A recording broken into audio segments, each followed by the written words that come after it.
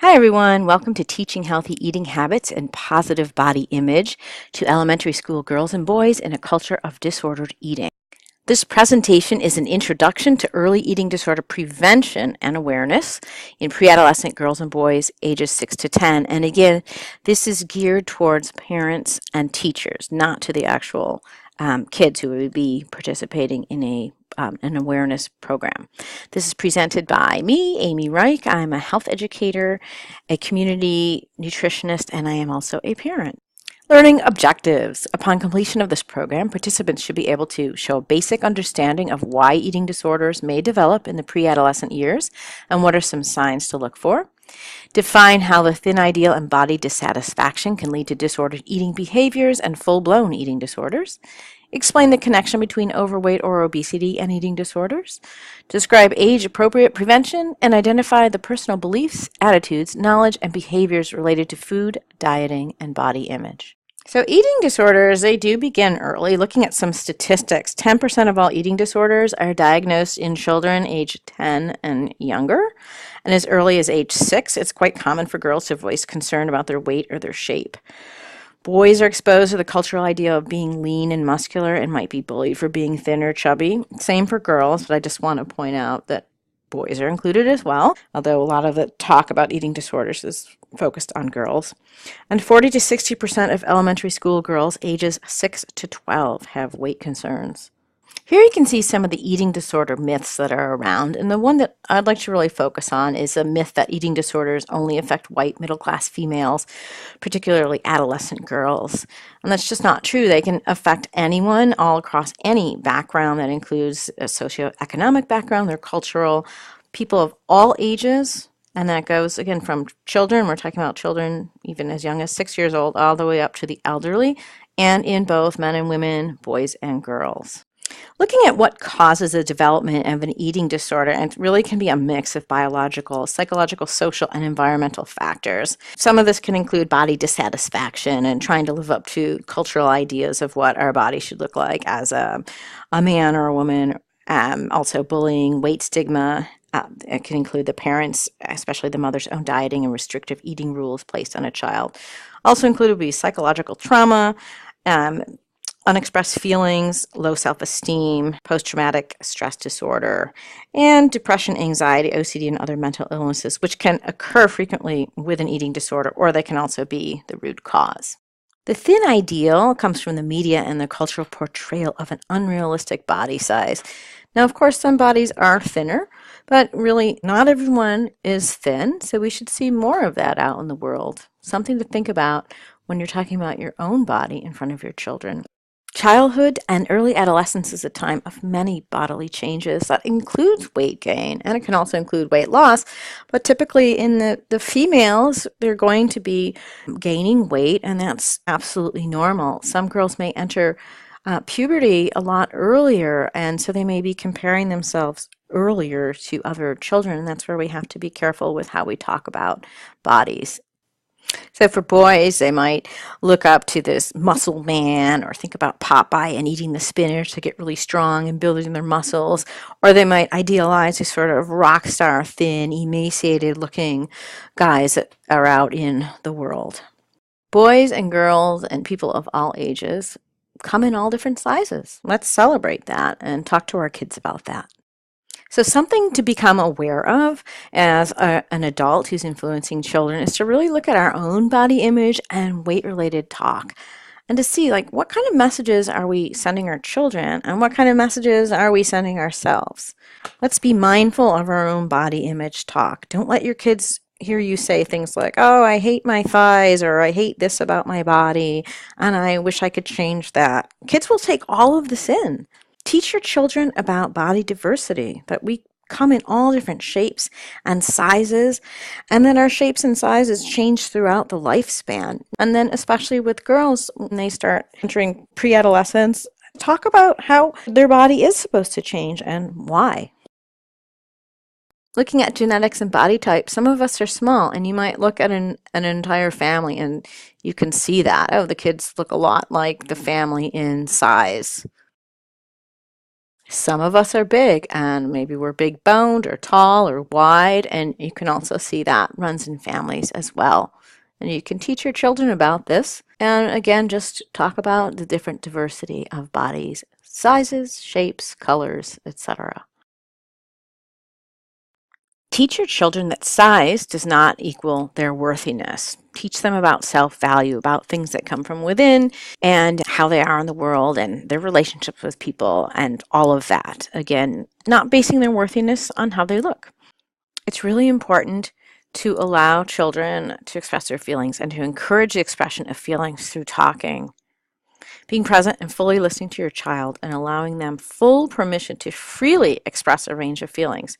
So, just giving them that time and that space to talk freely without interrupting. A lot might come out that we're not aware of. If there are bullying issues going on, for example, around weight or size, that might come out, and then we can help address that. If there's a negative impact from psychological trauma, such as family trauma, it could be a parent's divorce, it could be something like some type of violence, abuse, death, perfectionist parents affecting the child and causing stress, for example, maybe with how they're performing at school or in sports or things like that.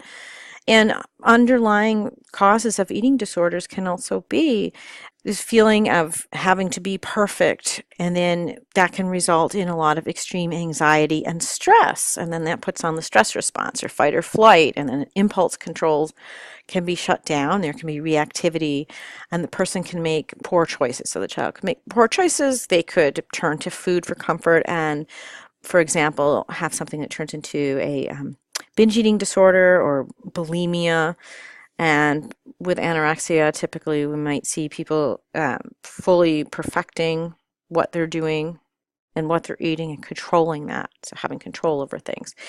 Also, finding out if your child is, again, anxious, stressed, depressed, sad, angry, all of that, encouraging that expression, and then from there, moving through it and finding ways to address those feelings. Warning signs for an eating disorder: there can be concern about body or weight, unexpected weight loss or gain, anxiety surrounding food, skipping meals, fasting, binge eating, self-induced vomiting, restrictive dieting, unbalanced eating, such as restricting a major food group, things like that. And with the unexpected weight loss or weight gain, we'll go over that again in a moment, because the weight gain, again, is tricky because of pre-adolescence. A parent can really put their own rules of dieting and restriction on their child, and that can actually lead to malnutrition in a child. They can be missing certain nutrients, and that can cause the child's own disordered eating, which can then lead to a full-blown eating disorder. And again, with disordered eating, it's just that would be looking at restriction and dieting. That's all considered disordered eating, having lots of food rules and that sort of thing. So, some of the long-term consequences of a disordered eating and also a full-blown eating disorder would be getting the full-blown eating disorder. If you just have disordered eating, you could have extreme weight gain, weight loss, osteoporosis, fatigue, poor sleep quality, constipation, diarrhea, headaches, muscle cramps. Eating disorders can lead to premature death and suicide as well. And there's also the financial consequences of treating someone with an eating disorder. So sometimes well-meaning parents and physicians are concerned about a child's weight gain, and oftentimes that gain might just be perfectly normal, especially for girls as they're getting closer to adolescence, and that weight gain is actually important at that time. So, many children, they will grow naturally and consistently at or above the overweight and obesity BMI percentiles and are still healthy.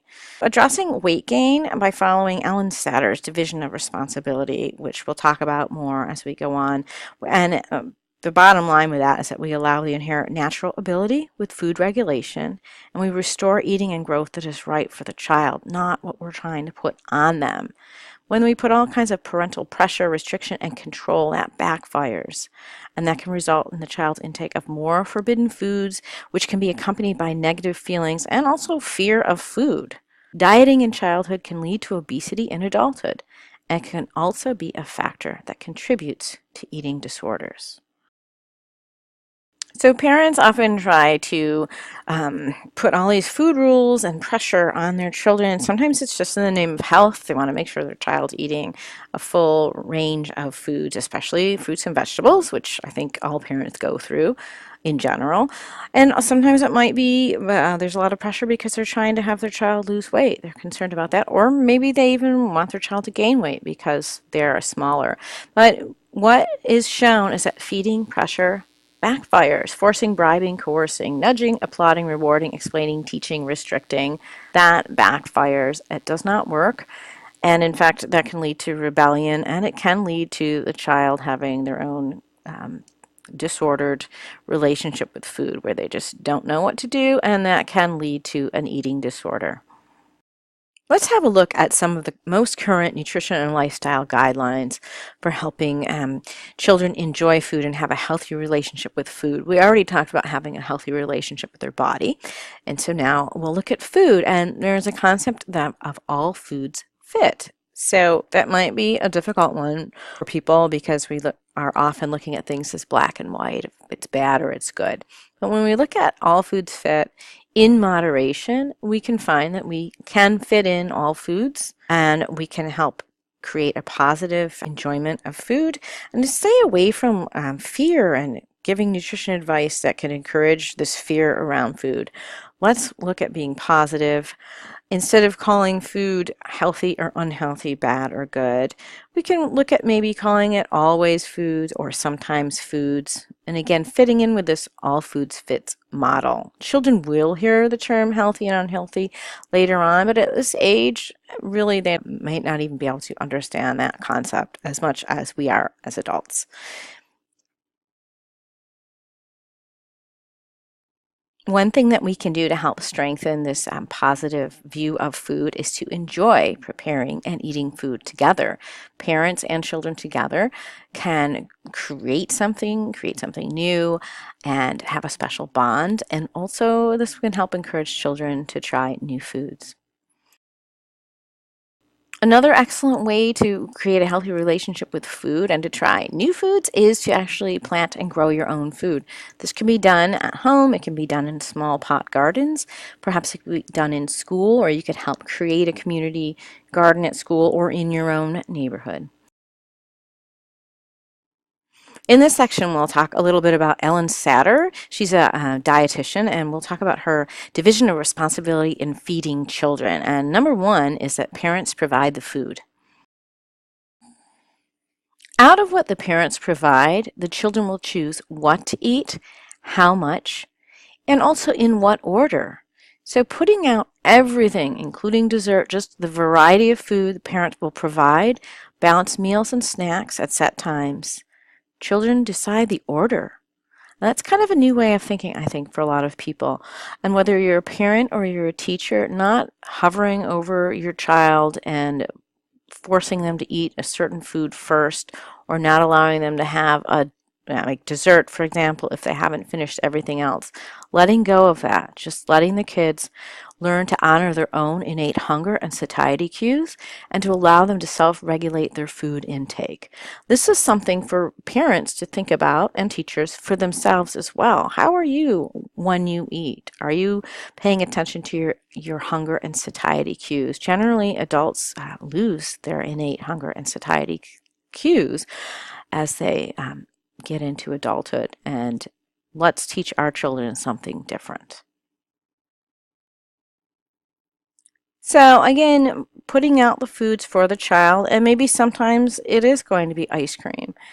And you allow your child to self-regulate their food intake. You might see that they decide, oh, I've had too much sweet, I don't want any more of this.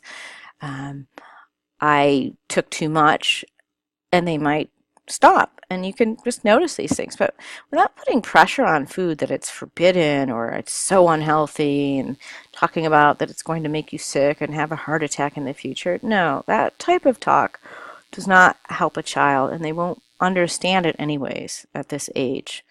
And also around food talk, to avoid any form of diet talk or restriction or talking about your body in front of your children. That is really important as well. So something that maybe parents haven't been thinking about for a while, but I would suggest to watch and listen to yourself as you speak about food and your body in front of your children or students. If your child has an inadequate intake of a variety of foods or is vegan or vegetarian, they've been dieting or restricting, the following is recommended as a general guideline. I mean, you'd like to consult with a nutritionist for a customized plan. But in general, a multivitamin or mineral supplement that meets 100% of the daily value can be helpful for a child. Also, adding in green powders or other types of nutritional powders to drinks. Vitamin D3, a lot of kids are actually deficient in it. So I would look into getting vitamin D, at least 600 to 1,000 IUs per day. But again, check in with a nutritionist or physician for a customized amount. Also, essential fatty acids, EFAs, these are really important for growth and development and brain and nerve function. And these we do not make in our own body, so we need to get them from food. Fish is a good source, but also you can take omegas. There's sometimes in a little gummy form, or you can find omegas added to milk and eggs these days. And those may have a benefit for children who have depression as well. Other vitamins to consider for kids to make sure they're getting enough would be B12, calcium, iron, zinc, vitamin C, and especially, again, if someone's vegan or vegetarian, you want to make sure that they're getting everything that they need. Additional lifestyle interventions include finding joyful movement, adding in fun exercise and movement without pressure. So not forcing your kids to do a particular type of physical activity, and allowing them to build confidence in their bodies and what they can do, and not using exercise as a punishment for eating a type of food or for eating too much, or what adults might call being bad. Not teaching that to kids, and doing this together too as a family, finding the joyful movement together. Have fun. Get out with your friends and family. Get into the community and have fun together. Be active, enjoy good food, laugh, feel good. So last, I'd like to go over some of the goals and for age-appropriate eating disorder awareness and intervention. So for the group that we're looking at for elementary or primary school, between 6 and 10 or 7 and 10 years old, in general, these children under 12 do not need information on eating disorders. They don't need to know about that. Communication with children should focus on positive behaviors. So an in-school prevention program would focus on good health, body image and self-esteem, and general mental health literacy, looking at feelings like we talked about, feeling good in your body, and just being healthy. But when these kids start getting to be 10, 12 to 14 years old and in middle school, these are those transitional years of puberty, which are super critical for intervention.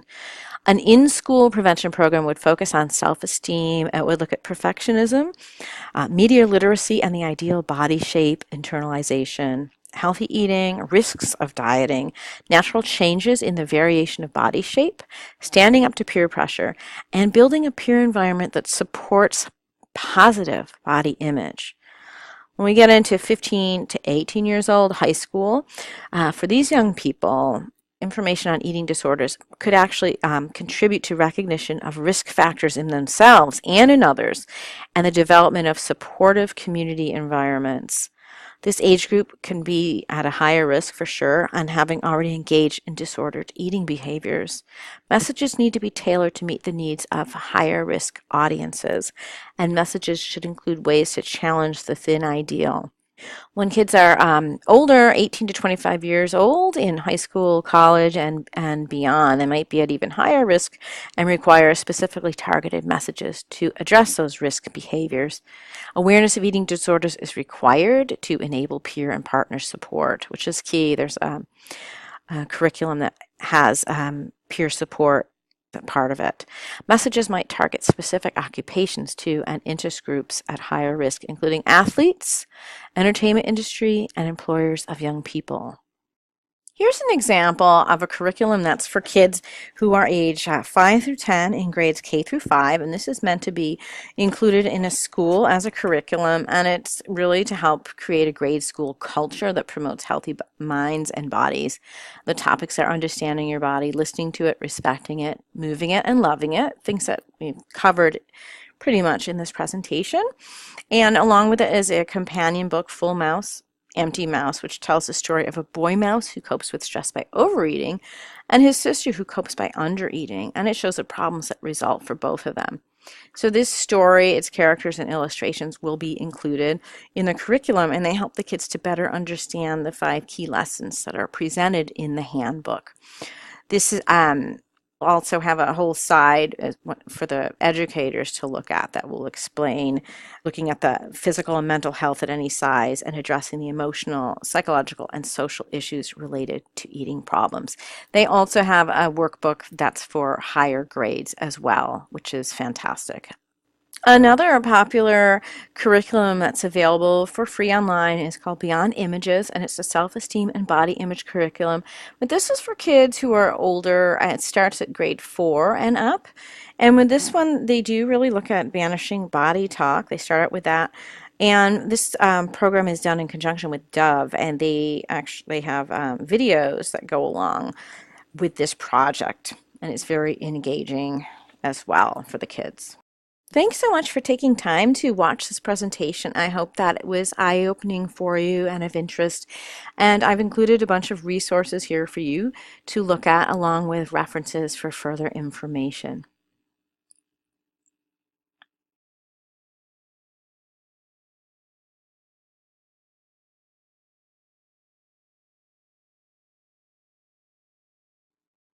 Please note that references and image credits are listed separately here. Thanks.